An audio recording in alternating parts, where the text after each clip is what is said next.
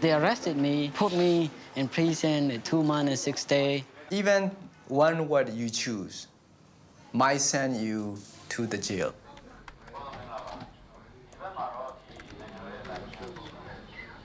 The ARD publication was set up in Thailand and 25 years back because there was no press freedom at all in our country.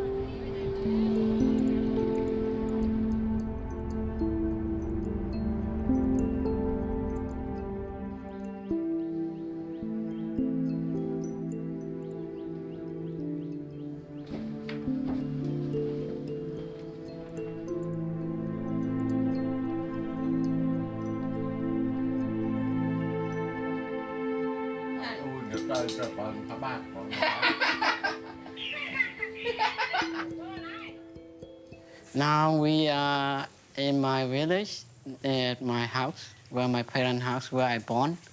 So this is where I often come back from Rangoon to here. So I mean, especially I don't like a lot in Rangoon. Rangoon is quite crowded, noisy. So it's quite different from Rangoon to be here. This is a very like a village and quite local and it's quite very quiet. A lot of tree and good environment, just good to relax. You seem to know everyone here. Yeah. This all are my relatives. All are my relatives, and so yeah, they all know me, and so I can get food from any house because all are my relatives. My uncle is over there too, but he also passed away, but his daughter is over there. Whenever I get back to my village, I change my village style, even the speaking too, like that is the Burmese speaking and this is my Mon speaking.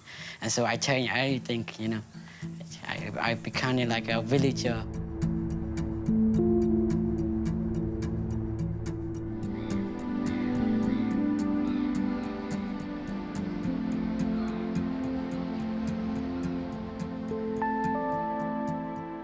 I came back to Chiang Mai from the United States. At the time, I think we get connected, and then I asked him and to come and work to the Chiang Mai's office. So that was the first time we started working together. So now 10 years already. So he's one of our good reporters. He's a non-senior reporter.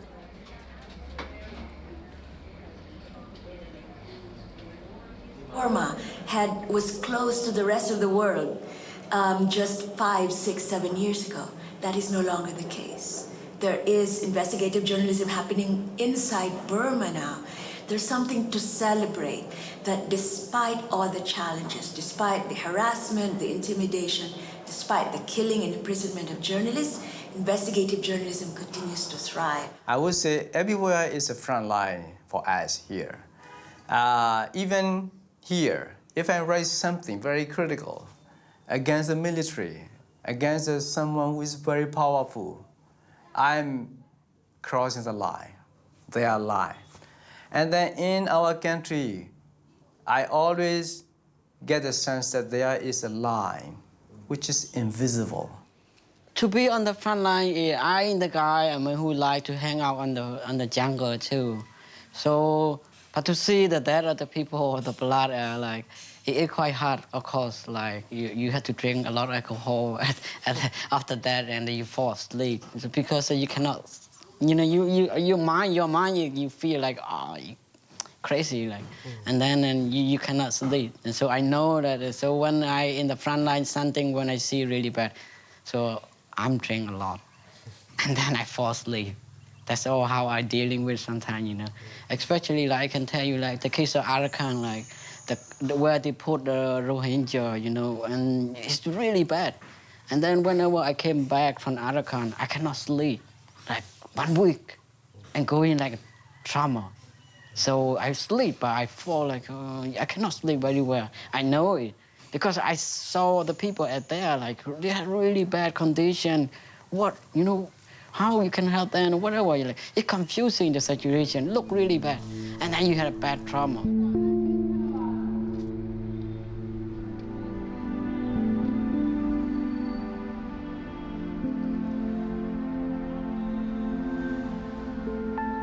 In total, there are 7 armed groups who are fighting with the Burmese army. There are Kachin, and then Xi'an, and Palau, and Arakan. If we combine it, like they are had more than 100,000 troops. These people are a minority in this country.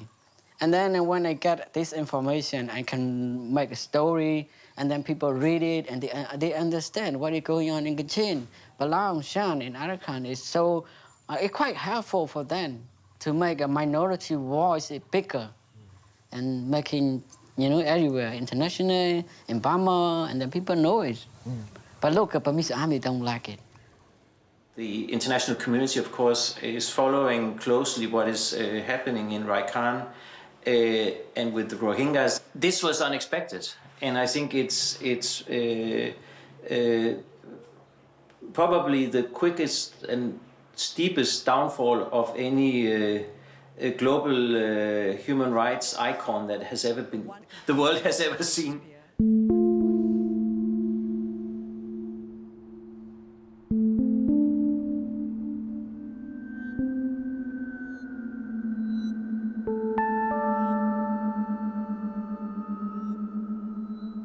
If you talk to somebody who belong to an armed group fighting against the government, then you'll be in trouble. That's quite simple. But what if that association, if that ethnic group is signing a national ceasefire agreement? And can you interview them, or can you talk to them? Can you take the picture? Yes. But if they don't sign the NCA, the National Ceasefire Agreement, you will be in trouble. But then, there's a difference. For example, the Louis Wan, our senior reporter, was arrested. And before, many reporters were traveling to those areas, frontline areas, whatever. But nobody got arrested. But on that trip, they were get arrested. They said I violated their law, but I had in the journalist constitution, I can travel at the conflict area. But for me, I had my own right. So I saw 2 of their men were killed on the ground, and so that's how I took a lot of photos. But they don't like it, and so they worry I'm going to run the story, and then they're going to lose the position.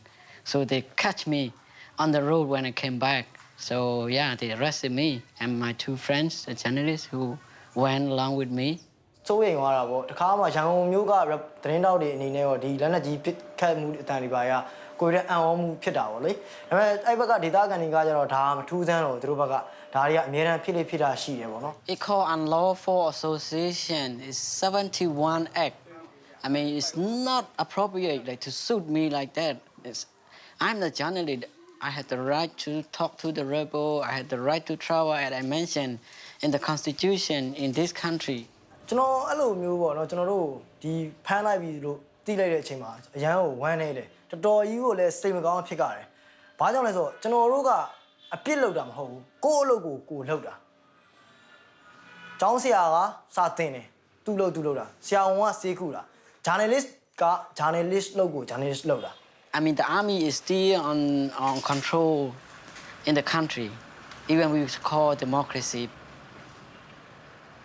I received a phone call from Louis at the time, and he was calling me and from the police custody at the time, and then secretly.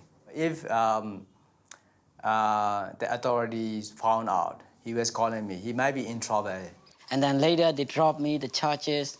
So it's lucky to be out, I mean, but it's still it's not suitable to shoot me like that, to make me like that. But the reason is the case of the photo again, but they also wanted to threaten to other journalists. Look, if you travel to the front line again for the other journalists and like me, we will arrest you the next time too. We can send you to prison or whatever, yeah? So when they don't like, they can do it. At the moment, it doesn't look too good. Journalists are being imprisoned, prosecuted, and ironically prosecuted based on old colonial laws. So it's a very sad and serious situation. I think a lot of journalists, especially in Western countries, we think our job is so difficult, you know. I mean, our biggest worry really is a lawyer. You know, you never stop to think about journalists that are really putting their lives on the line for the work. And I think that puts what we do in perspective. They arrested us. They don't see any bullet, any gun or anything we related or we with the rebel. We are doing our job. Like as a journalist, we just try to get information, we interview the rebel. That's our job. We don't cooperate or support anything. So they cannot arrest any illegal thing. In prison, like they also worry about their business. There are many corruption in this country in prison. So if they treat me bad, I will write about it. We already crossed the lines many times. Whenever we wrote about him as well, about the press freedom as well. So I even wrote one story, something like media versus the military. To be honest, condemning the military leadership while they were arrested. They were killing, they were arresting the messengers. So, to be honest, nobody knew, you know, nobody knew what would happen until they are released. No, I'm not the only one, but there are not many reporters like us who are conflict reporters. So they know how many conflict reporter, and then they don't like me a lot, they know. So I know they are targeting. So I had to be careful a lot when I'm traveling. Even one word you choose might send you to the jail. So the word, even choosing the word is very important. Whenever I write, I have to be very, very careful. A lot of my friends like, who are foreigners now, like, they don't get a visa. So my friend said, ask them, why you don't get the visa? They said, we change the system. So they block the foreigner, and then they will target to the local reporter. It's very easy to target, you know, to stop us or arrest us. And then the foreign reporter don't know anything. So they don't know anything, and you know what is going on in the country because they are not in this country. So this is their plan in the future, I think. This is what they did in the past. Old habit is quite to change.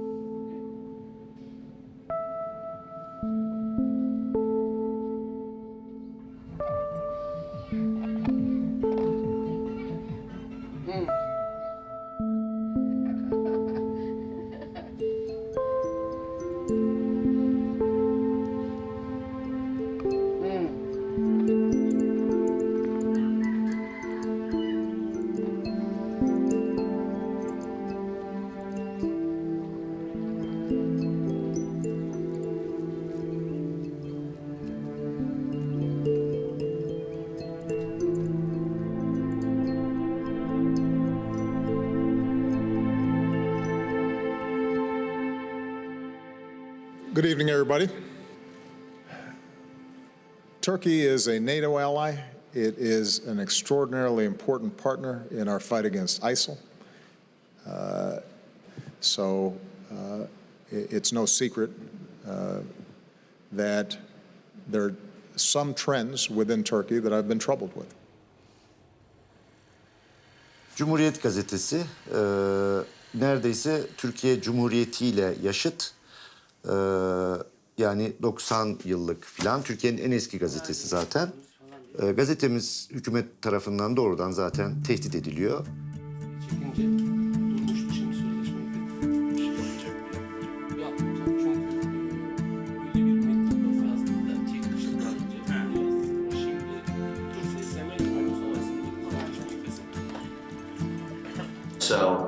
it's now a overt pressure by the government on a number of Turkish media.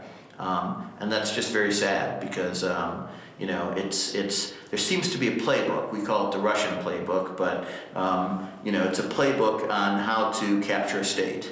And one of the first steps is to capture the media.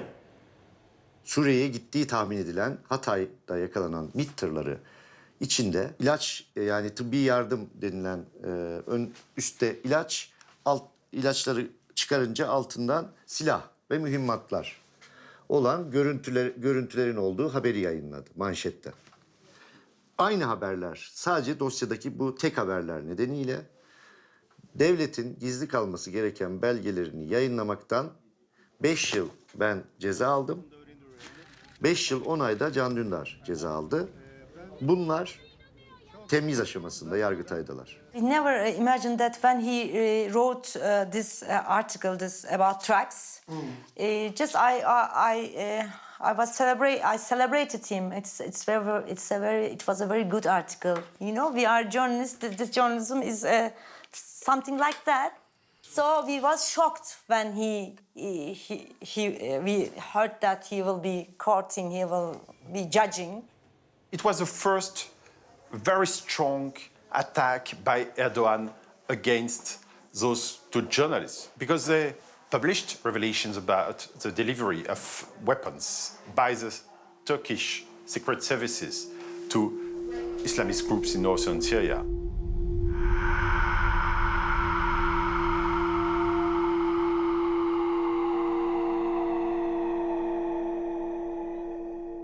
Erdem Gül and the Cumhuriyet editor-in-chief were put in jail. And they were not only put in jail, but they were put in jail because the President Erdogan filed a personal lawsuit against them, requesting 2 lifelong jail sentences.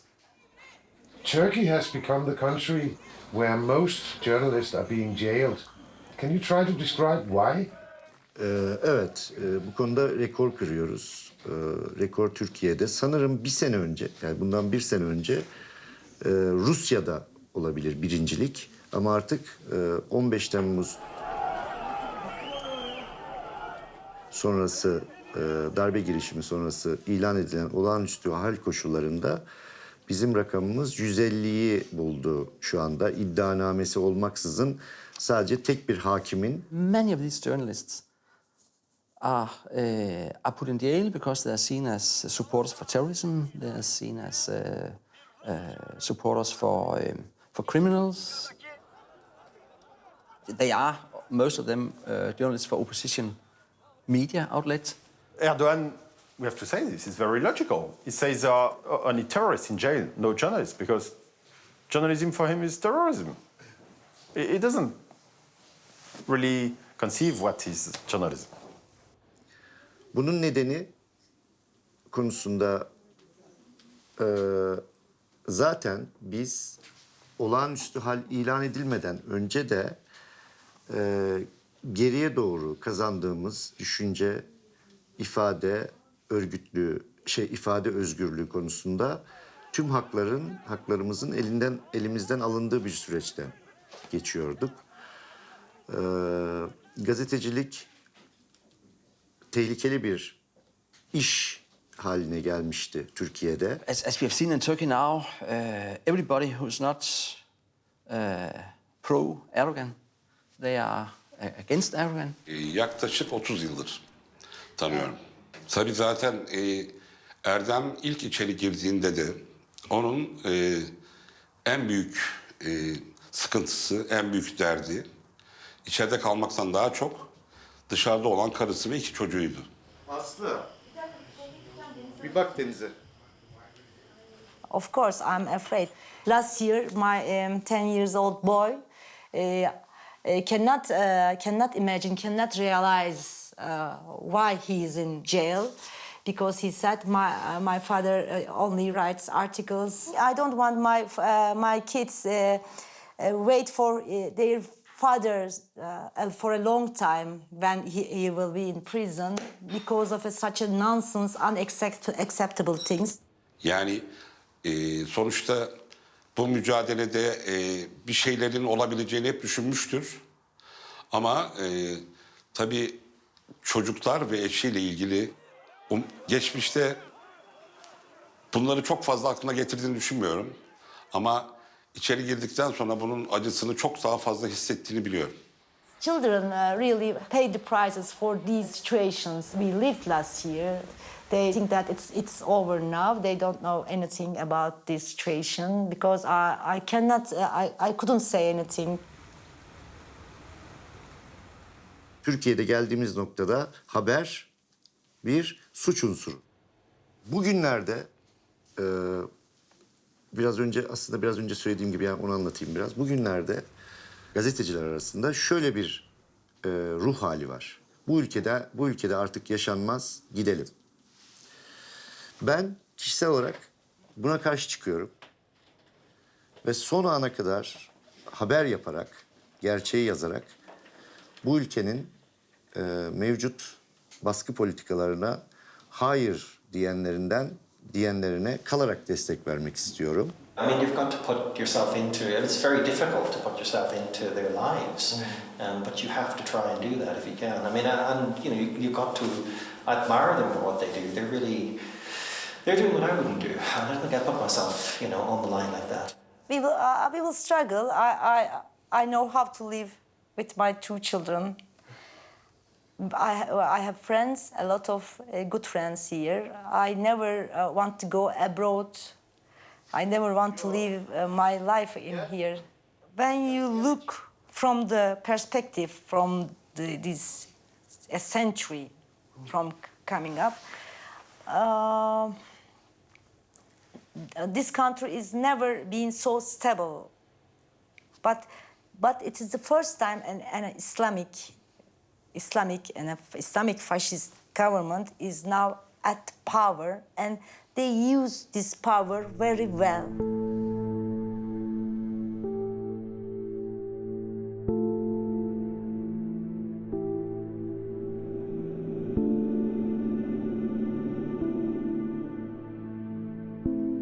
Tek Haber'den ikinci bir yargılama açtılar.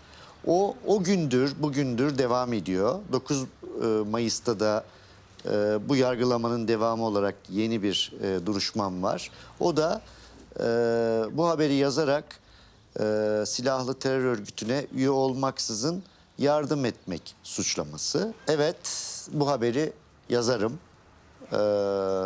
Bu haberi yazmazsam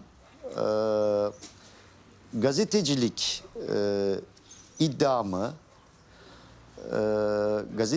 bir de ben gazetede yönetici konumundayım. Gazeteci sorumluluğumu çok azaltmış, kendime ilişkin ciddiyetimi ve sorumluluğumu daha düşürmüş olurum. O bakımdan hem okurlar hem Türkiye'deki halkın bu habere ihtiyacı bakımından bu haberin yazılması gerekiyordu. Ben yazmasaydım, ben yazamamış olurdum. Bu haber yazılırdı.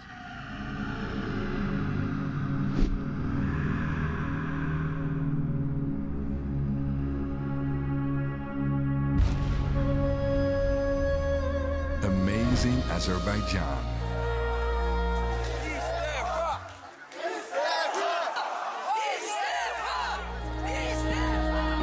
Alluring. Authentic.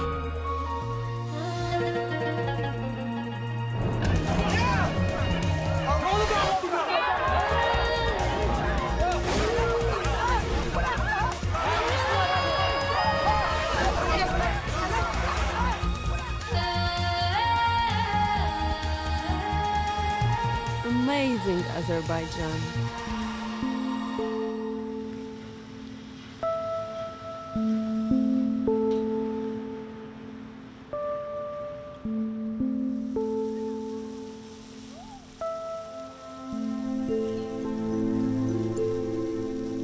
In 2006, I decided to create a journalist organization because as like journalists, I decided for myself for this period in Azerbaijan we don't have any serious journalists a journalists organization which is spent time and energy for freedom of expression. We are established this Institute for Reporters' Freedom and Safety, and whole my time I'm started to spend for these NGOs until 2014.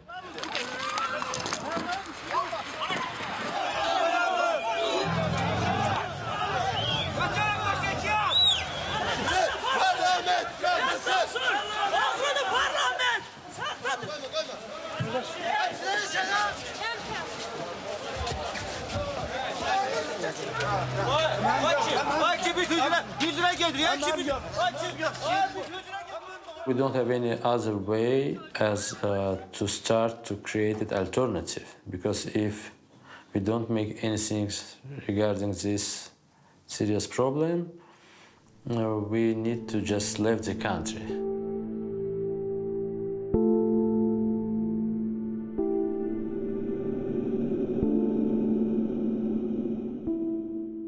In 2008, when I'm arrested again by the police and tortured in the police station, police beat me with a gun back to my neck. After this, I'm again spent 2 months in hospital. I make escape at 8 August 2014 because government want to arrest me exactly for the same day. I'm changed my hair color from this dark style and changed to the blonde.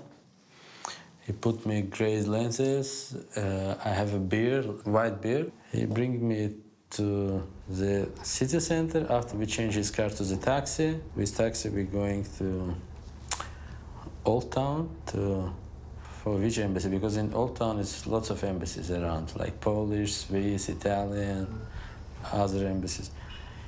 And I say, okay, stop there. Stop and go out. I'm going to the street and just bring the door. I'm immediately asked for temporary diplomatic protections.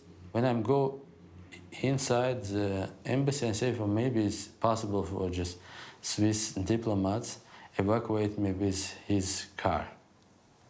But when I go inside, I understand for it's impossible organize some kind of diplomatic evacuations. And we start to use like negotiations process, which is continued like 10 months. It doesn't go health free to be in a room for 10 months. It is a struggle, it's a mental struggle.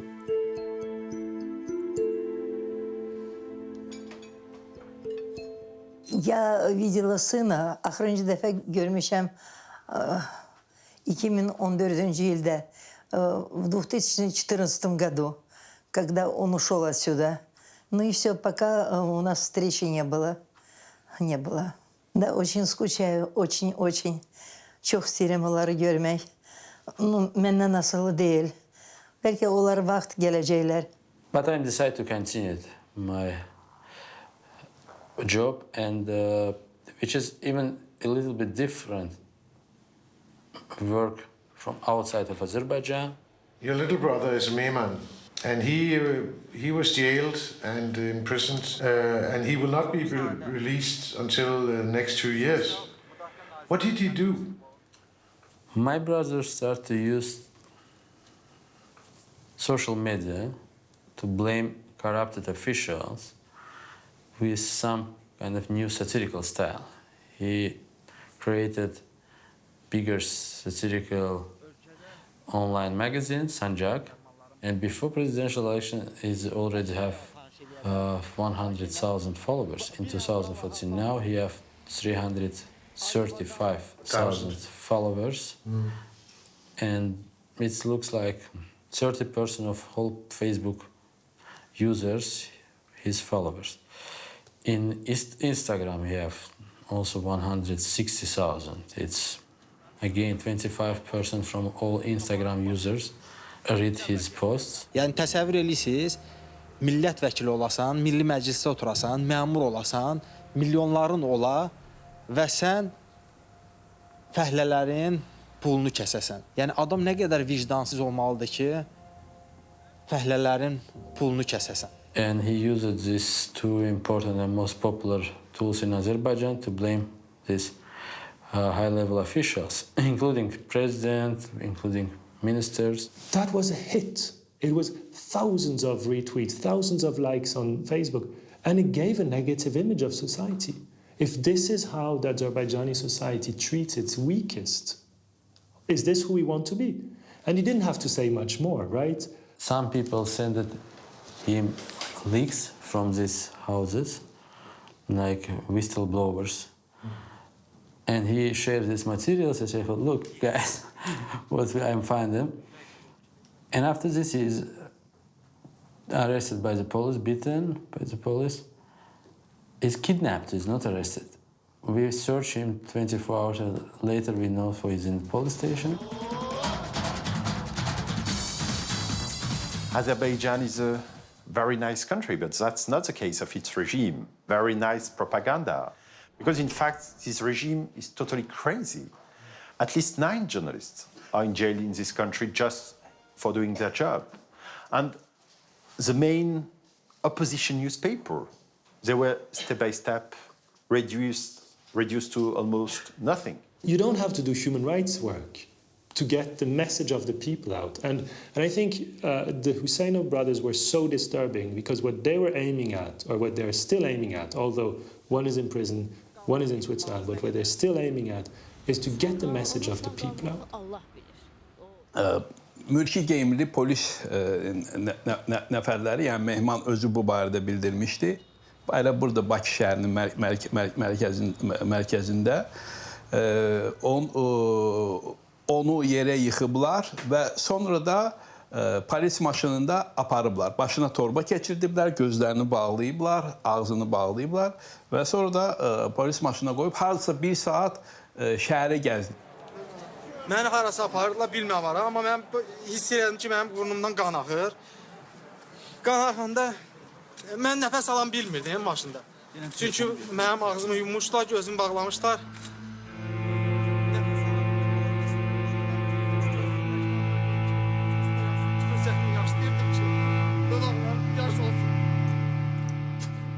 Overnight, he was beaten up. He had blood all over his shirt. What more indication? Did he go ahead and bang his head against the wall? That's not his style. He had blood all over his shirt. He was obviously beaten. Mehman, sənə nəsə deyirdilər, sənə nəsə Məni apardılar. Niyə görə belə? 4 saat mənim başımda torba var. Aşağı vəziyyətdə 10 nəfər bilməm, kimsə deyildi, hayır durur. Yox, 8-də orada bir çoxu mənə deyirdi ki, mənə deyirdi. Yəni Mehman Hüseynovun heç vaxtı heç bir belə deyək məhkumluğu olmayıb, hansısa bu kimi tədbirlərə məruz qalmayıb, məsuliyyətə cəlb olunmayıb, heç nə nəzərə alınmadı və bu 2 il azadlıqdan məhrum etmə bu gənc barəsində dəyişdirilmədən qüvvəsində saxlanıldı.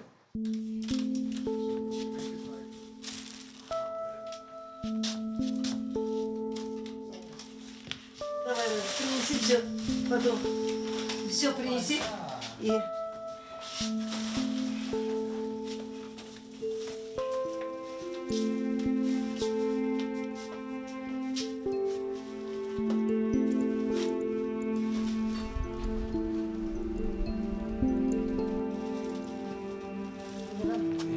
Хорошо, я сейчас дверь закрою.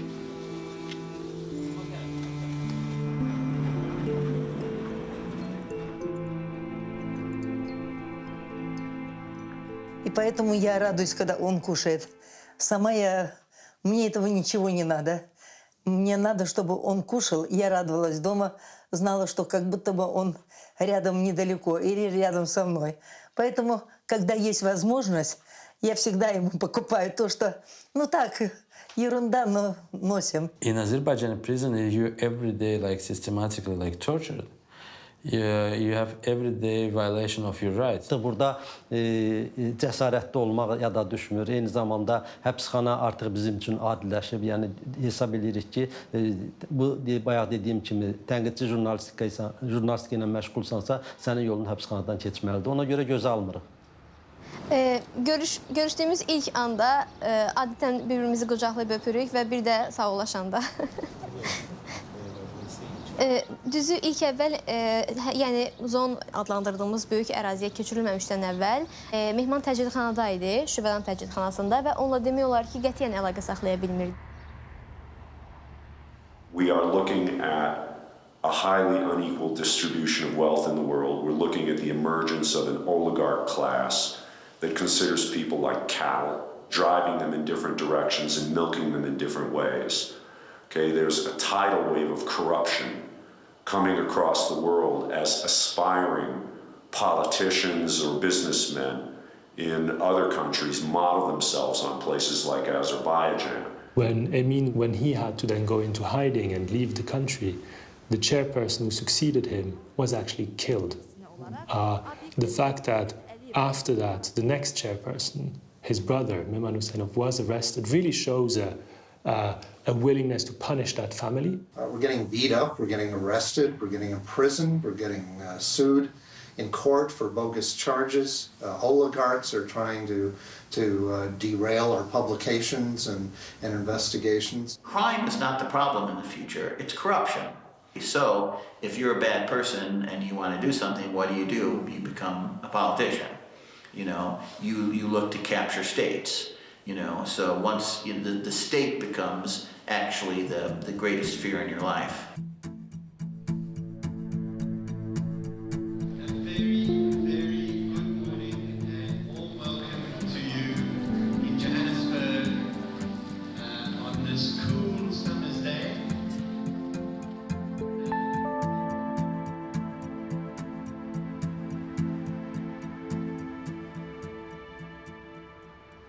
We exchange what we have similar. He's also living 5 years in exile.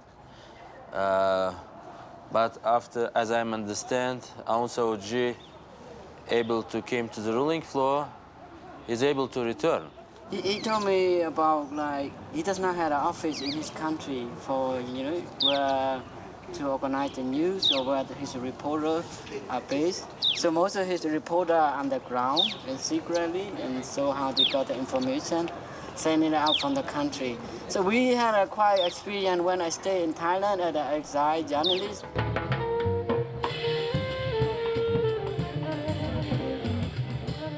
For me, it's quite useful, and I met with lots of professionals from investigative reporting environment. Like this morning when we at the room, like there's one lady who talking about Mexico.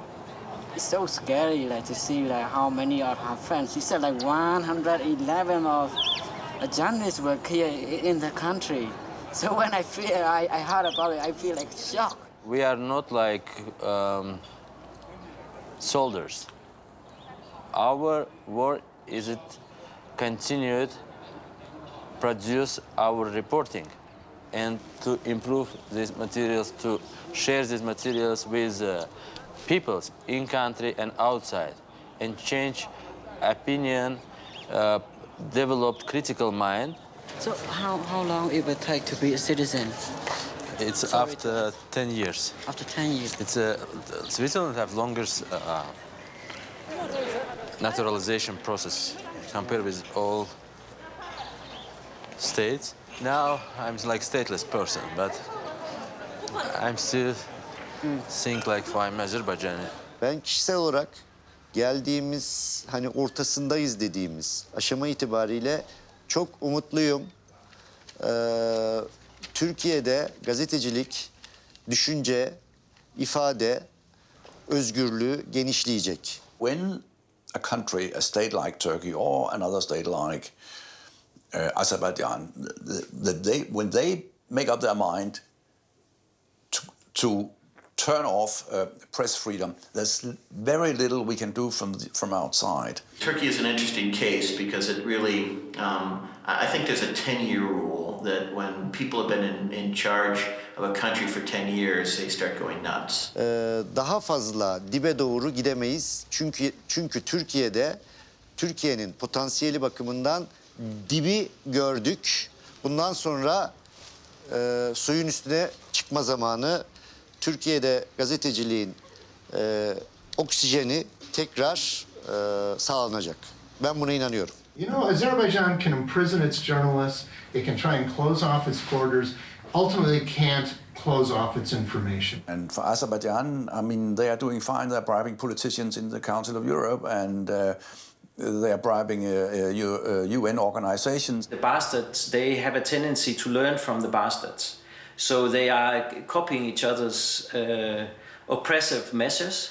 We need to reach out more to our colleagues, especially in places like Turkey. We will have to live with critical, good quality journalism working under threats. So we need to be much better at identifying who are the courageous, thorough, investigative reporters out there. We have a lot of people who don't want the truth to come out. In North America and in Europe, investigative journalists can go around their work freely.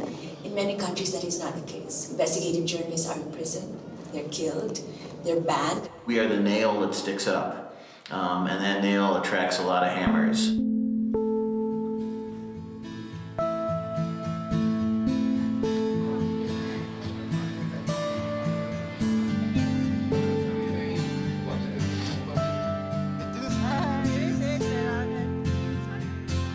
Yani burada yargılanan bilmem ne terör örgütü ya da başka bir şey değildir arkadaşlar. Burada yargılanan gazeteciliktir. Gazetecilik suç değildir.